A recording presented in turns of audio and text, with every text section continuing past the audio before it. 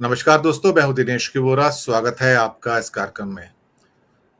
दोस्तों, पत्रकारिता की जब शुरुआत हुई थी तो वो प्रिंट मीडिया से उसका आरंभ हुआ था। फिर वक्त गुजरा, इलेक्ट्रॉनिक मीडियम आया तो टेलीविजन की शुरुआत होती है। फिर वहां पर टेलीविजन न्यूज, टेलीविजन व्यूज, या उसके अंदर कई बार एक वीकली शुरुआत में एक पत्रिका आया करती थी जहां पर हफ्ते भर का एक खबरें, या कभी कभी फिल्म्स डिवीजन की डॉक्यूमेंट्री उसके ऊपर दिखाई जाती थी। फिर वक्त बदला, टेलीविजन की न्यूज का प्रचार प्रसार हुआ, बहुत सारे चैनल खुले और एक किस्म से कहा जाए तो पूरा का पूरा जो न्यूज मीडिया था वो एक व्यापार में बदल गया। न्यूज उस सारे दौर में कहीं खो गई और फिर बाद में आया virtual medium, digital medium, social medium जिसे कहते हैं। और वहां पर लोगों को ये मौका मिला, अपॉर्चुनिटी मिली कि वो अपना चैनल खोलकर लोगों तक अपनी बात बिना ज्यादा पैसा लगाए पहुंचा सके। ये लोकतंत्र की जीत थी। ये दरअसल मानवता की जीत थी कि उन्होंने ऐसे माध्यम पैदा किए जिसके द्वारा आम आदमी को भी एम्पावर किया जा सकता था। आज हालात ऐसे हो गए हैं कि जहां प्रिंट मीडिया भी अपनी जो एक क्रेडिबिलिटी है, विश्वसनीयता है, वो गंवा रहा है चंद न्यूज़पेपर को छोड़कर। और टेलीविजन का न्यूज मीडिया तो अब ऐसा लगता है कि जैसे शायद एक वन साइडेड हो गया है। उनमें से एक जो बड़े मीडिया मुगल हैं, मुकेश अंबानी जी, मुझे नाम लेने में कोई गुरेज नहीं है, उनके भारत में इस समय लगभग 70 मीडिया आउटलेट हैं। अब जब मैं मीडिया आउटलेट की बात करता तो उसमें मीडिया के बहुत सारे जो एवेन्यूज हैं वो सब आ जाते हैं। तो जो प्रभुत्व है बेसिकली अब भारत में, जो उद्योगपति हैं बड़े, उनका इस कदर हो गया है कि जहां पर न्यूज खो गई है, व्यूज भी खो गए हैं और अब सिर्फ सेंसेशनलिज्म, यानी कि एक किस्म की पीत पत्रकारिता ही आपके सामने आपको नजर आ रही है। अब कुछ चैनल ऐसे आए हैं खासतौर से सोशल मीडियम के ऊपर, जिनके बारे में हम कह सकते हैं कि वो खोई हुई विश्वसनीयता को वापस लाने का प्रयास कर रहे हैं। लेकिन शायद सरकारों को या व्यवस्थाओं को ये कई बार नागवार गुजरता है कि जो नए मीडियम है, जो नया युग है, सोशल मीडिया है, जो कई बार टक्कर दे रहा है उस माध्यम को जो काफी हद तक इस समय सरकारी नियंत्रण में आ चुका है। तो सरकार सोचती है कि इस मीडियम को, इस माध्यम को हम किस रूप में अपने कब्जे में लें। चुनौतियां पहले भी थी, चुनौतियां अब भी हैं। इसी चुनौती के ऊपर बात करने के लिए क्या अब सोशल मीडिया के जो प्लेटफॉर्म्स हैं ज्यादा प्रभावी, ज्यादा विश्वसनीय हो गए हैं और एक बहुत बड़ी संख्या लोगों की जो सीरियस वॉचर्स हैं वो वास्तव में ही अब सोशल मीडिया के जो प्लेटफॉर्म्स हैं, मैं सबकी बात नहीं करूंगा लेकिन कुछ प्लेटफॉर्म्स की ओर मुड़ गए हैं। ये जीत है लोकतंत्र की, ये जीत है सत्य की, ये जीत है नैतिकता की और ये जीत है भारत के आम जनमानस की जो अपना संदेश लोगों तक पहुंचाना चाहते हैं।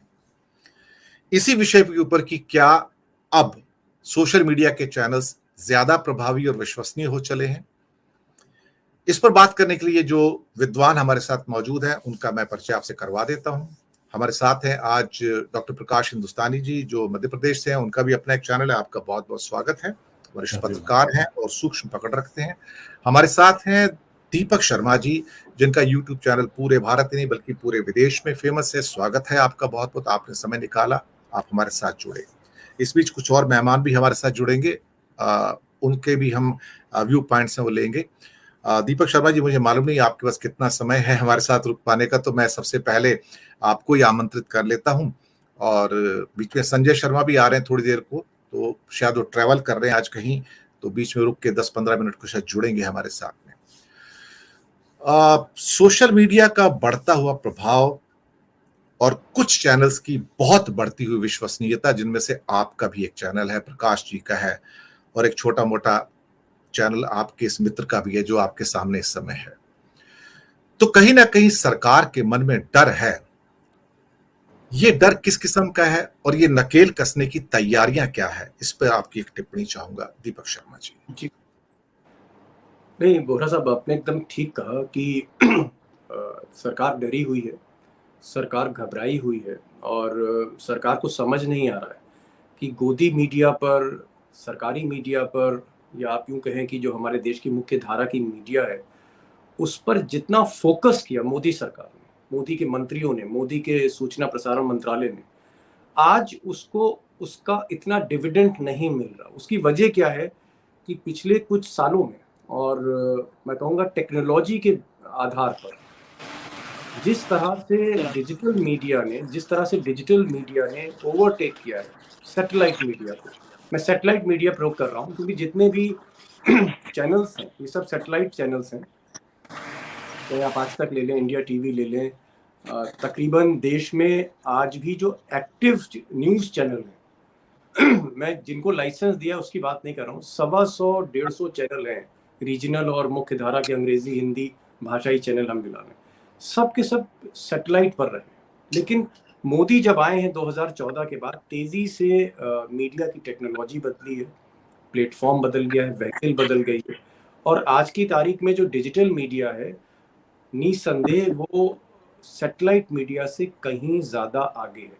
आप ज़्यादा दूर नहीं, जो आंकड़े हैं, टेलीविज़न की बिक्री के आप आंकड़े देख लीजिए, आप केबल नेटवर्क के आंकड़े देख लीजिए, उसमें बहुत तेज़ी से सैटेलाइट मीडिया सिमट रही है। और इस प्लेटफॉर्म में जब से डिजिटल प्लेटफॉर्म जुड़ा है, उसका जो सबसे बड़ा, आप कह सकते हैं, जो मंच है वो यूट्यूब है आज की तारीख में, भारत में नहीं दुनिया में।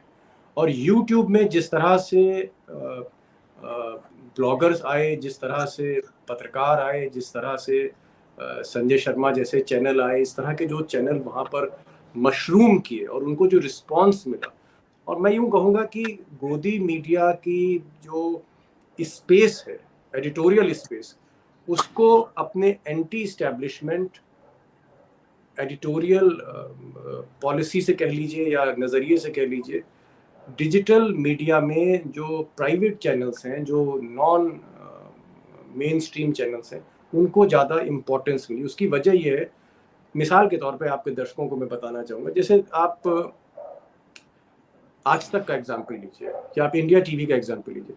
दिन भर अगर आप सरकार की खबरें दिखा रहे हैं कि मोदी अब कहाँ पहुँच रहे हैं, कहाँ जा रहे हैं, मोदी जो है अब अमेरिका पहुँच गए, अब मोदी जो है थोड़ी देर में व्हाइट हाउस जाने वाले हैं, और उधर संजय शर्मा का 4 PM ये दिखा रहा है कि विपक्ष की बैठक हो रही है और विपक्ष की बैठक किस तरह से घेराबंदी कर रही है, या आप एक क्रिटिकल कमेंट्री दे रहे हैं मोदी की, तो जाहिर तौर पर जो सच की तलाश में व्यूअर है, जो सच देखना चाहता है, जो पर्दे के पीछे जो सच्चाई उसको देखना चाहता है, वो संजय शर्मा के चैनल को ज़्यादा प्रेफर करेंगे आज तक को या इंडिया टीवी को, या जो एजेंडा चैनल हैं, चाहे अर्नब गोस्वामी का चैनल, उसको कम देखेंगे। तो सबसे बड़ी चीज़ है कि एडिटोरियली अगर आप देखें तो गोदी मीडिया से ये जो यूट्यूबर्स हैं वो आगे निकल गए, वो काफ़ी आगे निकल गए हैं, और उनका जो कंटेंट है वो कंटेंट काफ़ी रिच है, काफ़ी क्रिटिकल है, काफ़ी एग्रेसिव है। कोई भी, मुझे लगता है कोई भी दर्शक, चाहे वो भाजपा के समर्थन में हो या भाजपा के विरोध में हो, कोई भी दर्शक सरकार की चाटुकारिता, सरकार का, आप कह सकते हैं, विज्ञापन नहीं देखना पसंद करता। उसके लिए दूरदर्शन ऑलरेडी है, उसके लिए ऑल इंडिया रेडियो और भी कई माध्यम हैं। तो जहां मुझे लगता है कि गोदी मीडिया ने जो सबसे बड़ी गलती, गोदी मीडिया के साथ दो चीजें हुई। एक तो सरकार की तरफ पूरी तरह झुके 2014 के बाद, कंटेंट को डाइल्यूट किया, और दूसरी गलती उनके साथ ये हुई कि टेक्निकली अगर आप कहें, साइंटिफिकली कहें, जो आज की टेक्नोलॉजी है उसमें सैटेलाइट के फुटप्रिंट्स कम होते चले गए। तो एक तरफ सरकार के पक्ष में बिछ गए, और दूसरी तरफ जिस मंच पे वो थे, सैटेलाइट पर थे, वो सैटेलाइट के फुटप्रिंट सिमटते चले गए और डिजिटल आगे बढ़ गया। दो चीज़ें उनके साथ हुई, और आज इसीलिए आप देखें चैनल में छटनी हो रही है, चैनल्स के रेवेन्यू धीरे धीरे कम हो रहे हैं। अभी मैंने कल ही पढ़ा कि एबीपी ने अपने कुछ रीजनल चैनल्स बंद कर दिए हैं, और भी कुछ चैनल बंद करने जा रहे हैं। आज की तारीख में पूरी तरह से डिजिटल पर फोकस कर रहा है। और अगर आप उसका डिजिटल चैनल देखें, जो बिहार आज तक है या उत्तर प्रदेश आज तक है, वो जो मेन स्ट्रीम आज तक का चैनल है, उससे उसकी एडिटोरियल पॉलिसी बहुत फर्क है। आज तक अपने यूट्यूब में, जो यूट्यूब के उसके जो चैनल हैं रीजनल, उसमें कहीं ज्यादा आक्रामक होता है, कहीं ज्यादा एग्रेसिव होता है, जबकि खुद के चैनल में सिर्फ आप मोदी और मोदी की तारीफ दिखेगी। तो मेरा कहने का मतलब है कि देश में चाहे जो भी दर्शक हो, किसी भी पाले में हो, लेकिन खबर वो सच्ची देखना चाहता है, खबर वो क्रिटिकल देखना चाहता है, असेसमेंट देखना चाहता है, और इस वजह से जो यूट्यूबर्स हैं वो आगे निकल रहे हैं।